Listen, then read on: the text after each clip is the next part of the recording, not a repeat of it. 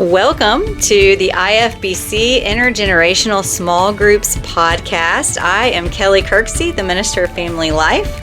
And I am Jeremiah Childers, Minister of Spiritual Formation. And we are so glad that you are here with us today as we have a conversation about what is coming up in the small groups each week on Wednesday nights. As we return to our intergenerational small groups, our focus this season is the Sermon on the Mount and the stories we share that come from our thoughtful reflections on Jesus' teaching. Each week we hope to prepare you to share your stories with your group as we reflect on the ways in which Jesus calls us to live as His disciples, His students.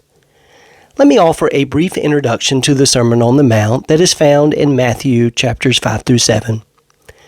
The Sermon on the Mount offers Jesus' disciples a view of what faith in God looks like as it is lived out in relationship with God, worship, and with others, justice, righteousness. The Sermon on the Mount begins with the Beatitudes, the blessings that come by living in the way of God in the world. You might call it the ethics of God's kingdom. Such blessings are for those who live opposite of the way, the kingdoms, the systems, and the economies of the ancient and the modern world. Just listen to how different they sound than the expectations of those who seek profit, power, and prestige. When Jesus saw the crowds, He went up the mountain, and after He sat down, His disciples came to Him, and He began to speak and taught them, saying, "Blessed are the poor in spirit, for theirs is the kingdom of heaven. Blessed are those who mourn, for they will be comforted. Blessed are the meek, for they will inherit the earth. Blessed are those who hunger and thirst for righteousness, for they will be filled. Blessed are the merciful, for they will receive mercy. Blessed are the pure in heart, for they will see God. Blessed are the peacemakers, for they will be called children of God. And blessed are those who are persecuted for the sake of righteousness, for theirs is the kingdom of heaven. And blessed are you when people revile you, and persecute you, and utter all kinds of evil against you falsely on my account. Rejoice and be glad, for your reward is great in heaven. For in the same way they persecuted the prophets who were before you." For those who live their faith out to be seen and appreciated by others, Jesus likened them to actors. The Greek form of acting had been carried to Judea and Galilee before the time of Jesus through Hellenization. Greek culture and language had made a deep mark, and Jesus knew of Greek acting, and Greek actors wore masks when playing their parts. For Jesus, these actors, called hypocrites, were like those religious leaders who in public put on a show of faith and religious zeal. They put on a mask, but underneath they were just people who were acting on a public stage, hoping for an audience applause and approval. Today, people, even Christians, put on airs, play parts, or pretend in public to be something they are not. Sometimes we do that as well. Jesus' desire for His followers was to grow deeper in their faith, their relationship with God. Today we see masks everywhere. Just think of your Facebook, Instagram, TikTok, YouTube, or other social media feeds. We often see masks or offer masks because inside we and others are not who we want to be. Sometimes it is easier to pretend than to grow in our relationship with God. Jesus offers us a way of life that goes deeper. Listen to the following section of the Sermon on the Mount. Following it will be a conversation between Kelly Kirksey and myself, with some prompts for you to consider as you tell your stories about what authentic faith looks like and how we can know it from the mask we sometimes wear and encounter. Listen now to Matthew 6, 1 through 18. Beware of practicing your righteousness before others in order to be seen by them. For then you have no reward from your Father in heaven. But whenever you give alms, do not sound a trumpet before you as the hypocrites do in the synagogues and in the streets, so that they may be praised by others. Truly I tell you, they receive their reward. But when you give alms, do not let your left hand know what your right hand is doing, so that your alms may be done in secret, and your Father who sees in secret will reward you. And whenever you pray, do not be like the hypocrites, for they love to stand and pray in the synagogues and at the street corners, so that they may be seen by others. Truly I tell you, they've received their reward. But whenever you pray, go into your room and shut your door, and pray to the Father who sees in secret, and your Father who sees in secret will reward you. And when you are praying, do not heap up empty phrases as the Gentiles do, for they think that they will be heard because of their many words. Do not be like them, for your Father knows what you need before you ask Him. Pray then in this way: Our Father in heaven, may your name be revered as holy. May your kingdom come, may your will be done on earth as it is in heaven. And give us today our daily bread, and forgive us our debts, as we have also forgiven our debtors. And do not bring us into the time of trial, but rescue us from the evil one. For if you forgive others their trespasses, your heavenly Father will also forgive you. But if you do not forgive others, neither will your Father forgive your trespasses. And whenever you fast, do not look somber like the hypocrites, for they mark their faces to show others they are fasting. Truly I tell you, they have received their reward. But when you fast, put oil on your head, wash your face, so that your fasting may not be seen by others, but by your Father who is in secret. And your Father who sees in secret will reward you.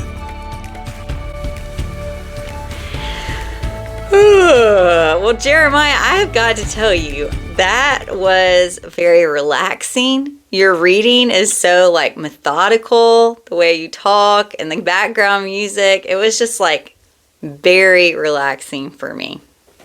I'm glad you woke up, Kelly.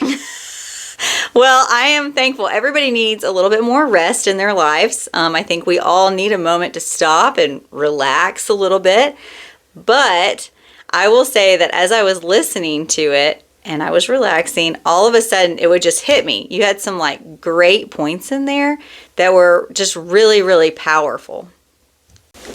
Well, I appreciate your honesty about getting sleepy with my reading, but what point stood out to you, Kelly? Well, really for me, it was the part about the actors and that they were called hypocrites. I don't know. I think I've heard that before, but I didn't really remember it. And so all of a sudden I was like, yes, that's where the word hypocrite comes from. And then the idea of wearing masks all the time. When have you ever wore a mask, Kelly? Well, I think we all wear masks at different places and around different people in our lives. We have to pretend to be what people want us to be and to think the same things that they think because we want them to like us. I know growing up, a lot of times when you come into a room, I don't know if this is how it is for guys, but I know as a female, when I would walk into a room, I always kind of took the temperature and I would change a little bit to become whatever the people in the room needed or wanted me to be so that they would be my friends. I am a wooer by nature. I want people to like me. And so, especially before I had realized, who I am, before I was older and kind of knew my purpose and had a better relationship with God and understood who God was calling me to be, I always came in and felt like, okay, how can I make these people want to be my friend? Because I already want to be theirs. Yeah, I kind of had that experience in school too. I remember a buddy of mine, Isaac, would ask me about the last Star Trek episode that came on. And if it was around girls, I'd be like, what? I love sports. Is that what you mean, Kelly? Yes, yeah. Yeah, that happened quite a bit growing up. That is so funny. I think that's growing up, that happens a lot because we are insecure and we really want people to like us. We want to be popular. We want to have friends. Nobody wants to sit alone at the lunch table. But even as an adult, really, if we're honest with ourselves, we do that a lot too. Don't you think? I think so. And I think a lot of people have a hard time just being themselves in front of most people. Do you agree? Yes, definitely. I think that to an extent, we all, somewhere deep inside us, still have that little child that really wants everyone to like them. And so we are, by nature, sometimes people pleasers, even as adults. Do you think the habit of not being our true self affects the way that we are with God? I do think so. Well, I don't know that there is any way that you are that does not affect your relationship with God. Right? You can't be one way and it not impact God, because everything we do impacts our relationship with God. And everything we do impacts the way we think of ourselves. Everything is intertwined. Okay, so here's a question for you. Okay. When you look at your life and the people you've known or the people you know now, who is someone in your life that represents true authenticity? Someone who knows who they are in relationship to God, and is just okay with that and doesn't try to be someone else. Growing up, one of my favorite memories of a story my grandfather shared was he came to Christ when he was 19, 20, had got out of the Army, and had joined a Church of God, which I grew up in, which is Pentecostal. And he told the story of when he went to the church, he would see people do things that he thought you had to do to be a part of the church. And one of the activities they often did is if they were filled with the Spirit, they would run the pews. They didn't run down the pews, they ran on top of the pews. Oh, wow. So he decided one day, even though he didn't feel led to do it, that he needed to prove to himself and others that he could do it. Right. So he started running, and on the second, third, fourth pew, he fell and went right on his face. Oh, gosh. And he told me as a child and my brother that when you try to pretend to be something you're not, eventually it will catch up to you and you will fall flat on your face. And that was something for me, watching his life of faith, was he was always honest about the bad things he had done in his life, the good things he had done in his life. He was always honest about in his sickness that it wasn't fair. And it gave me an awareness is that he could be in relationship with God, still love God, but be honest about everything else. And a lot of people I know can't be honest about when bad things happen to them, that a lot of times they want to make it as though it's a positive for them. Right. And for me, anytime something bad's happened, there might be a positive that happens later, but it's still bad. Right. And it's okay to lament. It's okay to be frustrated. What about you, Kelly?